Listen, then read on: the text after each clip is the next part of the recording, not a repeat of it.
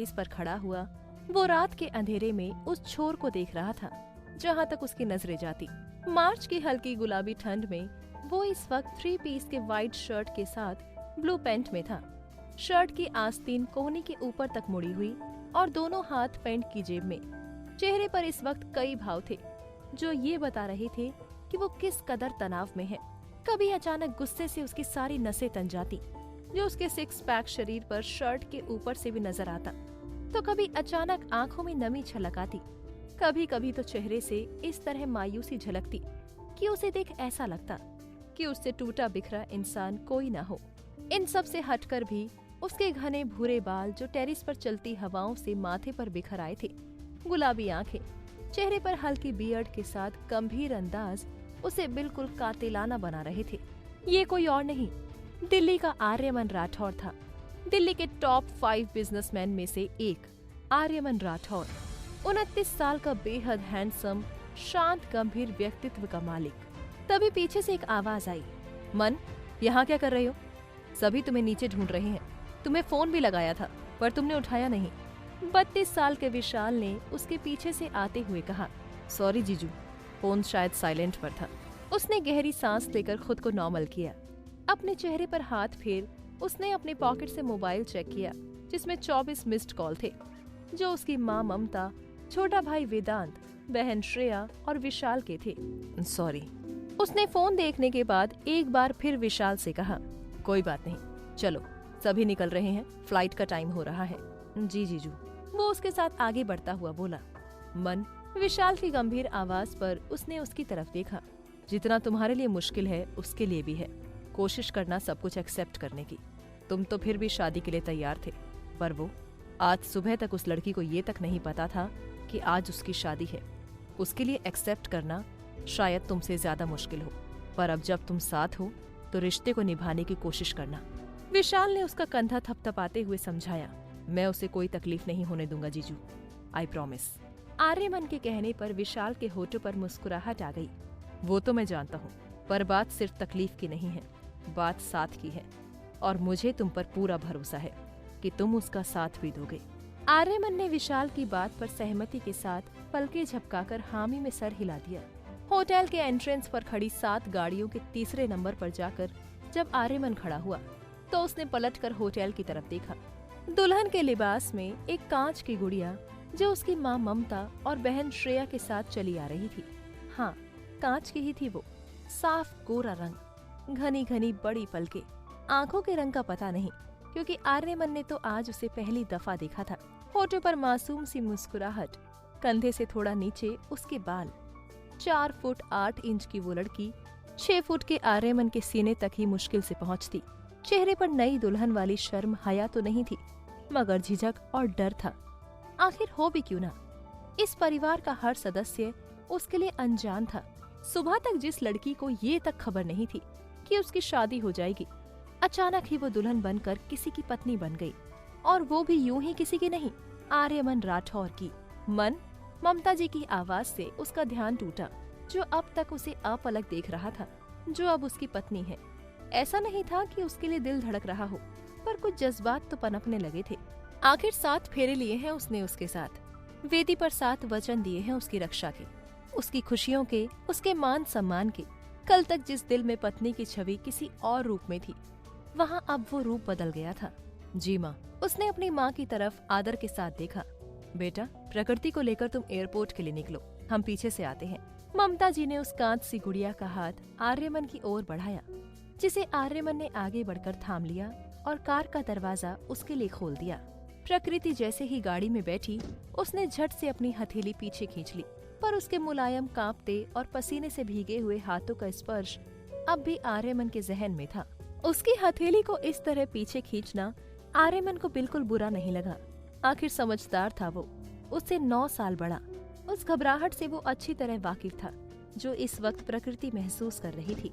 वो दूसरी तरफ से आकर कार पर बैठा और उसके बैठते ही ड्राइवर ने कार आगे बढ़ा दी।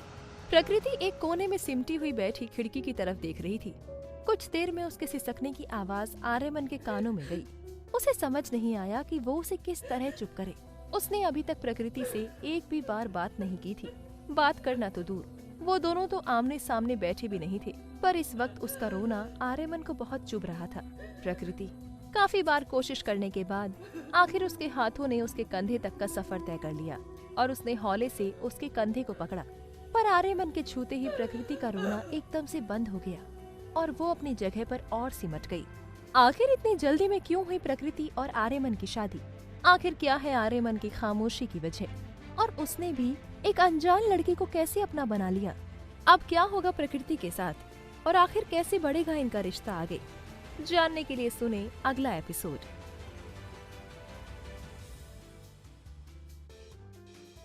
प्रकृति आर्यमन की आवाज पर उसका रोना एक पल में ही बंद हो गया, पर वो अपनी जगह पर और सिमट गई। आर्यमन कुछ कहना चाह रहा था, तभी प्रकृति के फोन की घंटी बजी। उसके होठों पर मुस्कुराहट आ गई। फोन के रिंगटोन को ही सुनकर वो समझ गया किसका कॉल आया है। जी भाई। कार में प्रकृति की मीठी सी आवाज गूंज गई, जिसे सुन आर्यमन के लब और फैल गए। हेलो भाई, हेलो। प्रकृति परेशान सी फोन को देखने लगी। इतने समय से बैटरी लो को दर्शाता उसका फोन अब बंद हो गया था। वो भी दूसरी तरफ की बात सुने बिना उसकी आंखें आंसुओं से फिर भरने लगी, पर वो आंसू उसके गाल तक आते उससे पहले ही आर्यमन ने अपना फोन उसकी तरफ बढ़ा दिया। प्रकृति ने एक नजर फोन को देखा, फिर कांपते हुए अपनी हथेली उसकी ओर बढ़ाई। उसने नजरें उठाकर आर्यमन को देखा नहीं था, जो उसे ही अपनी गहरी नजरों से देख रहा था। फोन तो उसने ले लिया, मगर जिस फोन को आर्यमन ने ओपन करके दिया था वो एक बार फिर लॉक हो गया।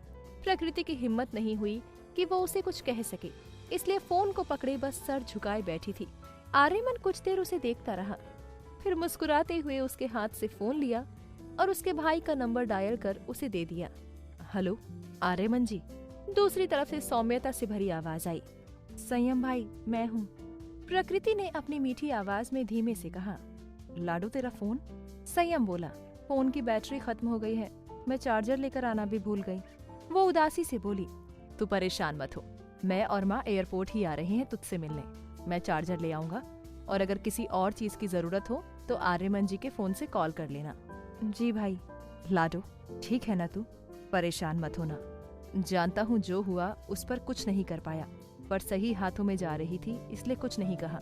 अगर इंसान गलत होता तो उसकी कोई भी कीमत चुकाता, पर कभी तुझे उसके साथ बंधने नहीं देता। संयम बोला। आता हूँ एयरपोर्ट। तेरे लिए कुछ लेकर आऊं? नहीं भाई। कॉल कटने के बाद प्रकृति ने आर्यमन की ओर उसके फोन को बढ़ाया। वो अब भी अपना चेहरा झुकाए बैठी थी, मगर उसका रोना बंद हो गया था, जो देख आर्यमन को राहत महसूस हुई। उधर दूसरी कार पर आते हुए मन की बहन श्रेया ने विशाल से कहा, आपने मन से बात की? उसे समझाने की जरूरत नहीं है, वो बहुत समझदार है। और दूसरी बात, मन से ज्यादा इस वक्त प्रकृति को किसी की जरूरत है। श्रेया की बात काट कर विशाल ने उसे झिड़कते हुए कहा। विशाल आप? श्रेया कुछ बोलने ही वाली थी कि विशाल गुस्से में बोला। तुम्हारी फैमिली की आदत है हमेशा ही अपनी रेपुटेशन के चक्कर में दूसरों की ख्वाहिशों को दबाने की। उस लड़की के कौन से सपने थे, क्या चाहती थी, कोई जानना ही नहीं चाहता। किसी को नजर नहीं आया उसकी माँ का रोना, उसके भाई की मायूसी। वो लड़की महज 20 साल की है, अभी उसकी पढ़ाई भी पूरी नहीं हुई, पर तुम्हारे घर वालों को तो अपनी इज्जत प्यारी है ना। सामने वाले की भावनाओं से उन्हें क्या, उन्हें तो बस अपने बारे में सोचना है। तो श्रेया सफाई में बोली, उनके घर वालों को मेरी फैमिली ने प्रेशर नहीं दिया था, वो खुद ये ऑफर लाए थे। विशाल गुस्से में बोला। Oh really? किसे धोखा देती हो श्रेया? क्या नजर नहीं आया उस घर में तुम्हें कि उसकी माँ और भाई की कितनी वैल्यू है, उन्हें कितना बोलने दिया जाता है? खुशी तो सिर्फ इस बात की है कि वो लड़की एक सही हाथ में है, वरना जिस तरह उस फैमिली का रवैया प्रकृति और उसके मम्मी भाई के लिए महसूस किया है, इससे बुरा हो सकता था। होप सो प्रकृति भाई की अच्छाई के साथ सब कुछ एक्सेप्ट कर ली, वरना रिश्ते तो 5 साल गुजर जाते हैं तब भी आगे नहीं बढ़ते। श्रेया ने फीकी मुस्कान के साथ विशाल को तंज कसा।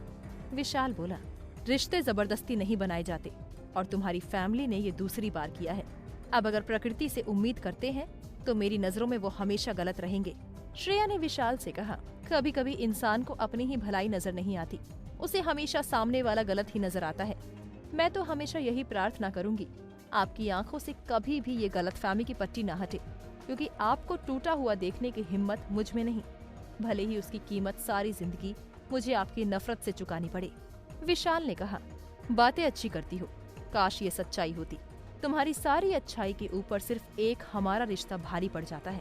मैं कभी एक्सेप्ट नहीं कर पाऊंगा कि तुम मेरी पत्नी हो, और सिर्फ एक रिश्ते की वजह से। जो हमारे बीच दोस्ती थी वो भी खत्म हो चुकी है। अब अगर हमारे बीच कोई रिश्ता बचा है तो वो नफरत का है, जो मैं अपनी आखिरी सांस तक निभाऊंगा। और मैं आपकी नफरत के बावजूद आपसे प्यार करूंगी, अपनी आखिरी सांस तक।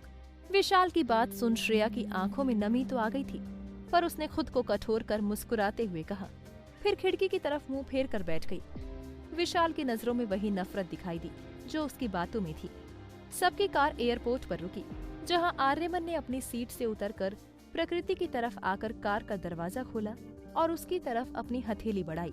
प्रकृति, जो अपना लहंगा समेटते हुए कार से उतर ही रही थी, उसकी हथेली देखकर रुक गई, मगर अपने हाथ नहीं बढ़ा पाई। लाडो, पीछे से आवाज आने पर उसने अपना चेहरा ऊपर उठाया, जहां आर्यमन के पीछे ही संयम खड़ा था।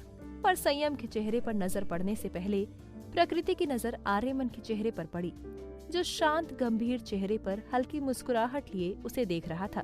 नजरों से नजरें मिल चुकी थी, जहां प्रकृति की हेजल आंखें बहुत ही खूबसूरत थी, जिस पर मोटा काजल लगा था। वहीं आर्यमन की स्लेटी आंखें उसके गोरे रंग और परफेक्ट नैन नक्श पर उभर कर आई थी। प्रकृति ने झट से अपना चेहरा नीचे झुकाकर संयम की तरफ अपने कदम बढ़ा दिए। आखिर विशाल को ये रिश्ता पसंद क्यों नहीं था, और क्यों थी उसे श्रेया से नफरत? आखिर आर्यमन के घर वालों ने क्यों कराई थी ये शादी? आखिर प्रकृति के घर वालों ने किस मजबूरी में कबूल किया था ये रिश्ता? और क्या ये शादी कभी कामयाब हो पाएगी? जानने के लिए सुने अगला एपिसोड।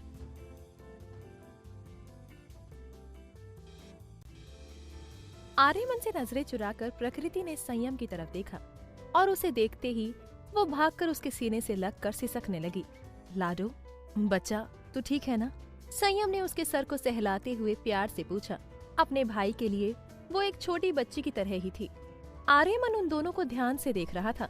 संयम उसे बहन की तरह नहीं, अपनी बेटी की तरह टकेल रहा था।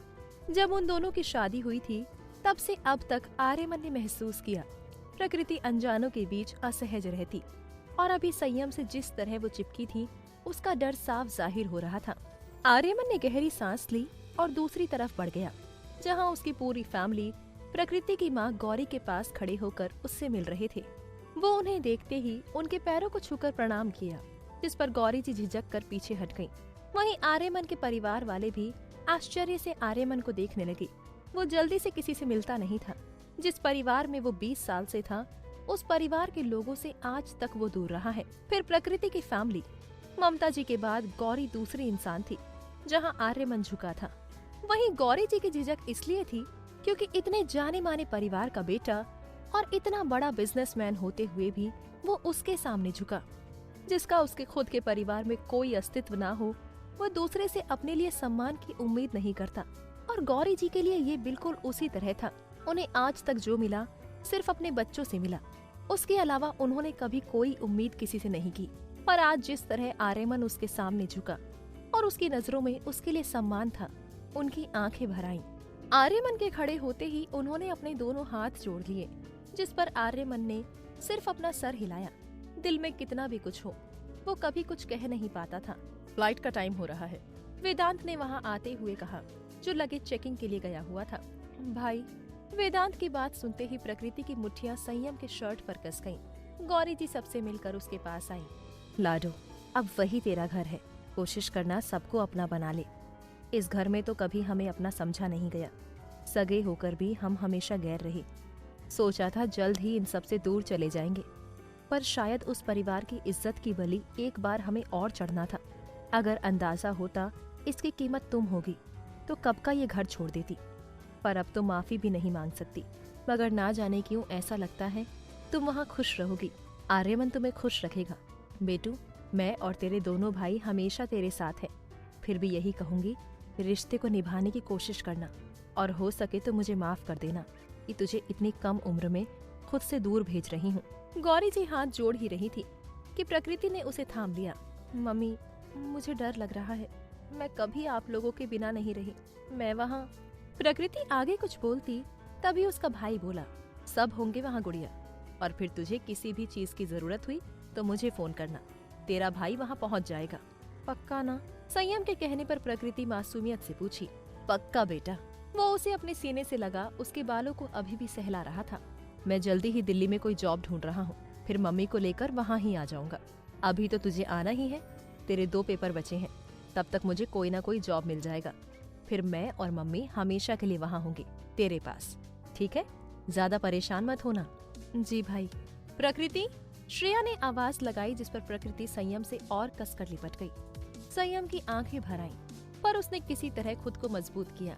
लाडो, फ्लाइट का टाइम हो गया बेटा। उसने खुद को कठोर कर प्रकृति का हाथ श्रेया की हथेली पर दे दिया और दूसरी तरफ मुंह फेर कर खड़ा हो गया। गौरी जी भी बहती आंखों से अपनी बेटी को देखने लगी। श्रेया प्रकृति को लेकर चली गई। वहीं आर्यमन एक बार फिर उनके सामने आया और अपने हाथ जोड़ लिए। मेरी बहन को मैंने हमेशा अपनी बेटी की तरह रखा है। वो अकेले कुछ नहीं कर पाती, कभी उसे अकेले घर से बाहर भी नहीं भेजा। उसे कॉलेज भी मैं ही लेकर जाता था और मैं ही वापस लाता था। उसकी सारी जरूरतों का ख्याल मैं और भाई मिलकर रखते। उसे कभी कुछ काम करने भी नहीं दिया। जानता हूँ ससुराल जा रही है, फिर भी आपके साथ की उम्मीद करूंगा। संयम ने आर्यमन के सामने हाथ जोड़कर कहा, जिस पर आर्यमन सिर्फ अपना सर हिलाकर वहां से चला गया। ये देखकर संयम बोला, इस इंसान को अच्छा कहती हैं आप, जिसे 2 शब्द बोलते भी नहीं बना। माँ, कोई भी खबर यूं ही नहीं फैलती। लोग यूं ही नहीं बोलते कि आर्यमन राठौर एक निहायती घमंडी और बदतमीज इंसान है। कुछ नहीं तो कम से कम मैं ख्याल रखूंगा, यही कह देते। वहां जाकर जो होता वो होता। मैं अपनी फूल सी बहन को सिर्फ उन लोगों की वजह से। संयम सबके जाते ही गौरी जी पर भड़क गया था।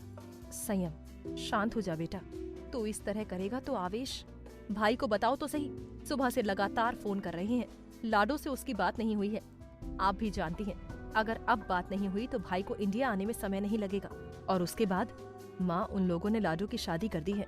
आप समझ रहे हो ना, मेरी बहन अनजानों के बीच नहीं रह पाती। उसकी दुनिया ही हम 3 थे, मैं, आप और आवेश भाई। उसके अलावा वो चौथे से कभी सहज नहीं होती। और अब इतनी दूर उन अनजान लोगों के बीच अकेले रहेगी। संयम, बस करो। अब वो कोई छोटी बच्ची नहीं है, 20 साल की हो गई है। कभी ना कभी तो शादी होनी थी। मानती हूँ ये बहुत जल्दी है, पर बेटा, जब तक तुम दोनों के पास रहती, तुम दोनों उसे बड़ा होने भी नहीं देते। और कभी ना कभी तो उसे तुम लोगों से दूर जाना ही था। हम उसे दूर भेजते ही नहीं। अगर उसकी शादी होती भी तो वो हमारे पास ही रहती, हमसे अलग कभी नहीं। शायद इसीलिए कहते हैं, जो होता है वो अच्छे के लिए होता है। तुम दोनों भाई उसे हमेशा एक नाजुक गुड़िया की तरह रखना चाहते हो। माँ, ये आप कह रहे हो? क्या आप रह पाओगे प्रकृति के बिना? धीरे धीरे आदत हो जाएगी। और आर्यमन इतना बुरा भी नहीं है। हाँ, देखा मैंने वो कैसा इंसान है। अगर उसने मेरी बहन को इतनी सी भी तकलीफ दी ना। संयम अभी भी गुस्से में था। कुछ नहीं कर पाओगे तुम। जिस घर में रहते हैं वहाँ भी तो इतनी तकलीफ हुई थी, पर उसे अपनी बहन तक तो नहीं पहुँचने दिया ना। वो अपने ससुराल में खुश रहेगी। बस तुम दोनों भाई उसकी गृहस्थी में। मुझे वो सब नहीं पता माँ। मैं तो बहुत जल्द दिल्ली में कोई जॉब ढूंढ आपको लेकर अपनी बहन के पास चला जाऊंगा। अब आवेश भाई को कैसे समझाओगे, ये आप सोचो। जब मेरा इतना शांत और समझदार बेटा ही नहीं समझ रहा, तो उसे क्या बताऊं, जो हमेशा अपने नाम की तरह तेज रहता है। गौरी जी परेशान होकर वहाँ साइड में रखे चेयर पर बैठ गईं। आखिर गौरी जी अपनी किस बेबसी पर इतनी दुखी थी? आखिर गौरी जी ने अपने एक बेटे से इस शादी की बात क्यों छुपाई? आखिर सभी लोग प्रकृति को लेकर इतने परेशान क्यों हैं? और क्या आर्यमन भी प्रकृति को वैसा ही प्यार कर पाएगा जैसा उसे उसके घर वाले करते हैं? या प्रकृति के साथ बिगड़ सकता है उसका रिश्ता? जानने के लिए सुनिए। फ्लाइट पर प्रकृति के बगल में बैठ आर्यमन ने जैसे ही अपने लैपटॉप का बैग निकाला, फ्लाइट टेक ऑफ होने की अनाउंसमेंट हुई, जिसे सुन प्रकृति कांप गई और उसकी मुट्ठी अपने लहंगे पर कस गई, जिसे आर्यमन ने बहुत अच्छे से ऑब्जर्व किया। उसने अपना चेहरा उठाकर उसके चेहरे की ओर नजर की, जहां वो कसकर अपनी आंखें नीचे बैठी हुई थी। उसे देख अच्छी तरह पता चल रहा था कि वो बुरी तरीके से डरी हुई है। जितना अभी तक आर्यमन ने उसके बारे में जाना था, वो पहली बार फ्लाइट पर बैठ रही थी। उसका डरना स्वाभाविक था। कुछ सोचकर आर्यमन ने उसके कांपते लहंगे को मुट्ठी में जकड़े हाथों को अपनी हथेली से थाम लिया और उस एक छुअन से प्रकृति का कांपना एकदम से बंद हो गया। वो अपनी बंद पलकें खोल झुकी नजरों से अपनी हथेली पर रखे आर्यमन के हाथों को देखने लगी और आर्यमन उसे। सुर्ख लाल लहंगे में गोल मटोल सी प्रकृति। वो कोई पतली दुबली छराने बदन वाली लड़की नहीं थी। उसका शरीर भरा भरा सा था, जो उसकी सामान्य लंबाई से थोड़ी कम लंबाई की वजह से उसे मोटा बना देते। गोरे मुखड़े पर मोटा काजल, माथे पर मध्यम आकार की लाल बिंदी, होठों पर लहंगे से मैच होती लिपस्टिक, फेरों के वक्त पहनी बड़ी सी नथ और मांग टीका को होटल आते ही शायद ममता जी ने निकलवा दिया था। सर पर अब भी बालों को आधा ढकता आंचल था। वो सच में एक गुड़िया सी महसूस होती, बेहद खूबसूरत। बाजार से जिस तरह नई दुल्हन खरीदो उस तरह एकदम साफ भरे भरे गालों वाली, जिसके होठों पर मुस्कुराहट फिक्स होती है, वैसे ही प्रकृति के होठ हमेशा मुस्कुराते हुए ही लगते। शायद उसका चेहरा ही वैसा था। उसको एकटक देखते ही आर्यमन की धड़कनें यूं लगा जैसे कुछ पल को उसके चेहरे को देख धड़कना भूल गई हो। क्या सच में वो अब उसकी है, उसकी पत्नी? आज तक किसी पर भी नजर ना रुकने वाले आर्यमन की नजर अपने सामने बैठी इस गुड़िया के चेहरे से हट ही नहीं रही थी। वो अपनी सामने बैठी प्रकृति की झुकी नजरों पर गिरी हुई उन घनी घनी पलकों से होकर ऊपरी होठ के एकदम किनारे बने उस काले तिल पर रुक गई थी। हाँ, खुद का गला कुछ सूखता सा महसूस हुआ उसे। ये क्या था जो उसे महसूस हो रहा था? खुद का सर झटकते हुए उसने आंख बंद कर अपने होठों को गोल कर एक लंबी सांस छोड़ी और उसकी हथेली छोड़ अपने लैपटॉप खोल कर बैठ गया। फ्लाइट टेक ऑफ हो चुकी थी और उसे अब अपना ध्यान कहीं और लगाना था, अपनी उस गुड़िया से हटकर, जिसे देख आज पहली बार आर्यमन का दिल धड़का था। वैसे भी उसका वो काम हो गया था जिसके लिए उसने प्रकृति की हथेली थामी थी। वो उसका ध्यान फ्लाइट से हटाना चाहता था और आर्यमन के छूते ही प्रकृति का पूरा ध्यान आर्यमन की हथेली पर चला गया। लैपटॉप स्टार्ट होते तब उसने अपने सीने पर थपकी देते हुए अपने दिल को शांत कराया। ये क्या हो रहा है? आज तक तो मुझे पता ही नहीं चला कि मेरे सीने में दिल भी है, फिर आज? वो खुद में अंदर ही अंदर बुदबुदाया। माँ, भाई को प्रकृति की शादी के बारे में बताना ही होगा। हम भाई से ये छुपा नहीं सकते। संयम ने खुद को शांत कर गौरी जी के पास बैठते हुए कहा। पर उसे किस तरह, जब तुम ही परिस्थिति को नहीं समझ रहे? माँ, मैं समझ रहा हूँ, जानता हूँ जो हुआ उसमें मेरी और आपकी कहीं कोई गलती नहीं है। हम मजबूर थे। वैसे भी उस घर में कहाँ हमारी चली है, बस लाडो को लेकर। माँ उसे कभी खुद से दूर नहीं किया उस घर में। इतनी तकलीफ होने के बावजूद भाई और मैं चाहते तो उसे हॉस्टल में पढ़ा सकते थे, पर सिर्फ उसे अपने पास रखने के लिए हम लोगों ने उसे कभी कहीं नहीं भेजा। अपने पास रखकर भी घर में उसे कोई तकलीफ होने नहीं दी। और अब अचानक, मुझे नहीं पता आर्यमन जी कैसे हैं, पर मेरी बहन को मैं एक अनजान के हाथों भेज चुका हूँ और मुझे बहुत डर लग रहा है। तभी संयम का फोन रिंग हुआ। भाई का फोन है, घर चलकर बात करते हैं।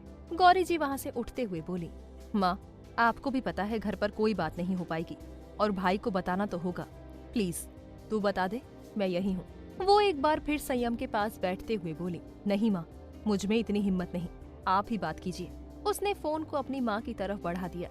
गौरी जी ने गहरी सांस लेकर कॉल अटेंड की, जैसे खुद को तैयार किया हो। हेलो संयम, लाडू कहाँ है? कब से उसे फोन लगा रहा हूँ, उठाया भी नहीं, और फिर अब उसका फोन स्विच ऑफ आ रहा है। वो ठीक है ना? दूसरी ओर से इधर की बात ना सुनते हुए सीधे सवाल पूछा गया। आवेश। माँ, आप? संयम कहाँ है और लाडो कहाँ है? वो दोनों ठीक तो है ना? वो दोनों ठीक हैं। और ओ माँ, मैं डर गया था। कब से लाडो को फोन लगा रहा हूँ, संयम भी फोन नहीं उठा रहा है। मुझे दोनों की कितनी फिक्र हो रही थी। अगर इस बार आप कॉल अटेंड नहीं करती तो मैं यहाँ से निकलने वाला था। गौरी जी ने अपनी बात पूरी की भी नहीं थी। उधर से आवेश की बेचैनी को खत्म करती सी आवाज आई। आवेश, मुझे तुम्हें कुछ बताना है बेटा। माँ, क्या हुआ? गुड़िया ठीक तो है ना? बताओ ना, मुझे अब फिक्र होने लगी है। मेरी बात कराओ लाडो से आप। अपनी माँ की गंभीर आवाज सुनकर आवेश एक बार फिर बेचैन हो गया। उसकी शादी हो गई। माँ, क्या कह रहे हो? किसकी शादी हो गई? मेघना की ना? अच्छा है, एक टेंशन कम हुआ। अब आप लोगों को सताने वालों में एक का नाम कम रहेगा। बस कुछ दिन माँ, यहाँ 4 महीने का एग्रीमेंट बस और बचा है और मैंने मुंबई में एक फ्लैट भी खरीदने की तैयारी कर ली है। इतने सालों से मैं और आकांक्षा सिर्फ घर के लिए ही तो पैसा जोड़ रहे थे। अब बस 4 महीने बाद वापस, और मुंबई में एक घर, फिर हम सब साथ रहेंगे। आप लोगों को उस घर में नहीं रहना होगा। लाडो की शादी हो गई। आवेश लगातार कह रहा था, पर जैसे ही गौरी जी की ये आवाज उसके पास पहुंची, वो शायद कांप गया हो, क्योंकि गौरी जी को फोन गिरने के साथ ही आवेश के भी गिरने की आवाज आई थी।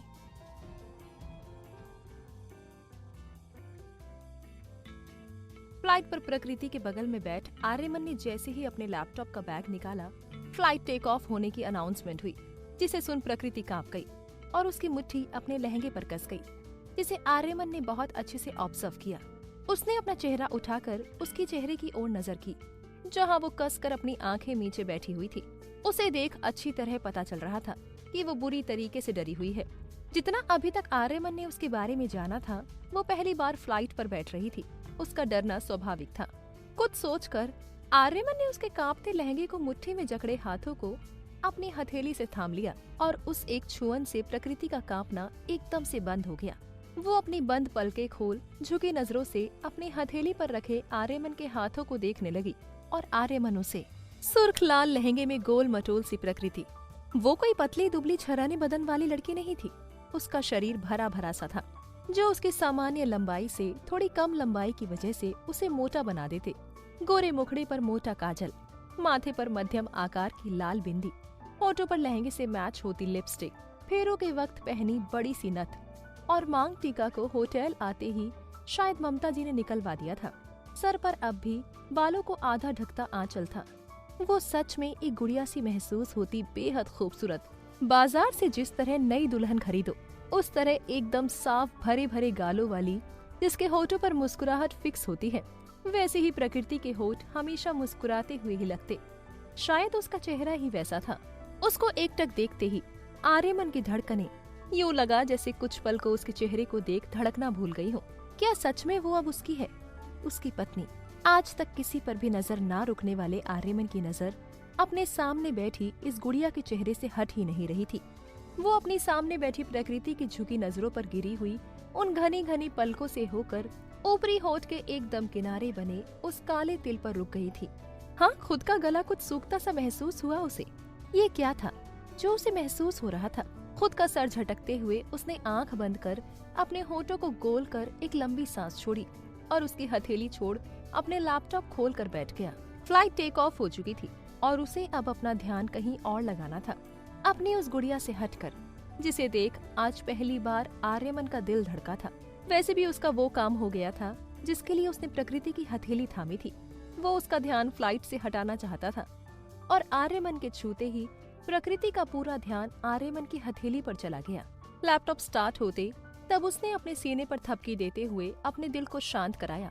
ये क्या हो रहा है? आज तक तो मुझे पता ही नहीं चला कि मेरे सीने में दिल भी है, फिर आज? वो खुद में अंदर ही अंदर बुदबुदाया।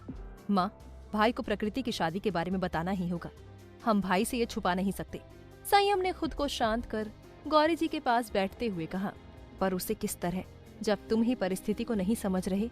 माँ, मैं समझ रहा हूँ, जानता हूँ जो हुआ उसमें मेरी और आपकी कहीं कोई गलती नहीं है। हम मजबूर थे। वैसे भी उस घर में कहाँ हमारी चली है, बस लाडो को लेकर। माँ उसे कभी खुद से दूर में चाहते तो उसे हॉस्टल में पढ़ा सकते थे, पर सिर्फ उसे अपने पास रखने के लिए हम लोगों ने उसे कभी कहीं नहीं भेजा। अपने पास रखकर भी घर में उसे कोई तकलीफ होने नहीं दी।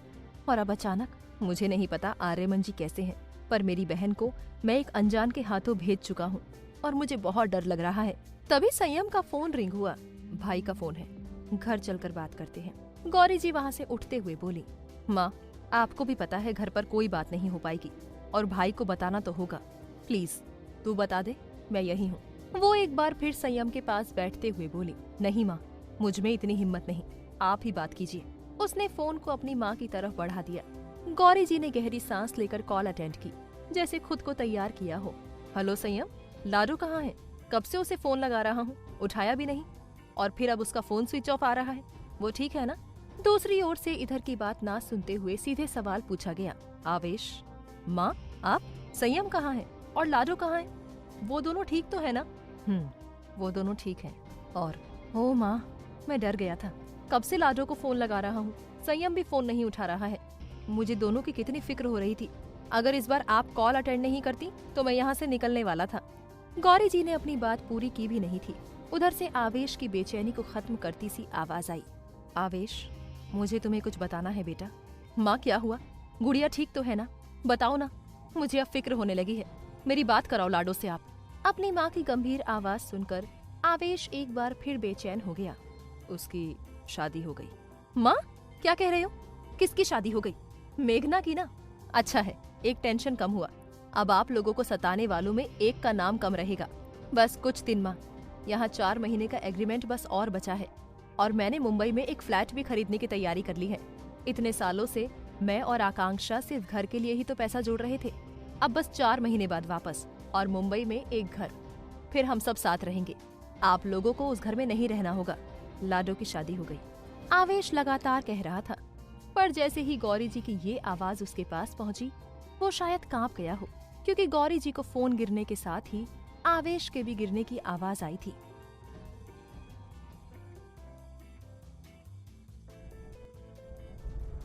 आवेश जी, क्या हुआ आपको? फोन को कान से सटाए गौरी जी को दूसरी तरफ की आवाज आ रही थी, जो आकांक्षा की थी। वो शायद परेशान होकर उसे उठाने की कोशिश कर रही थी। दूसरी तरफ क्या हुआ था ये तो समझ नहीं आया, पर आकांक्षा की बातों से लगा कि आवेश को चक्कर आया है। कुछ देर बाद फोन पर फिर से आवेश की आवाज आई। मम्मी, क्या जो मैंने सुना वो सही सुना? उसकी आवाज में एक अलग ही मायूसी थी, या शायद कोई उम्मीद थी कि गौरी जी कह दे कि नहीं, जो उसने सुना वो एक मजाक था। आवेश, पहले मेरी बात ध्यान से सुन बेटा। मैं जानती हूँ ये खबर यूं ही नहीं है। तुम दोनों भाइयों के लिए प्रकृति की कीमत मैं अच्छी तरह समझती हूँ, पर अब मेघना अपनी शादी छोड़कर भाग गई, तो क्या इस बार उस परिवार ने अपनी इज्जत की खातिर मेरी बहन को चुना? उन्होंने सिर्फ 2 चुनाव दिए थे, या तो शादी का जोड़ा या जहर की बोतल। दोनों ही प्रकृति के लिए था। उनकी रग रग से वाकिफ है।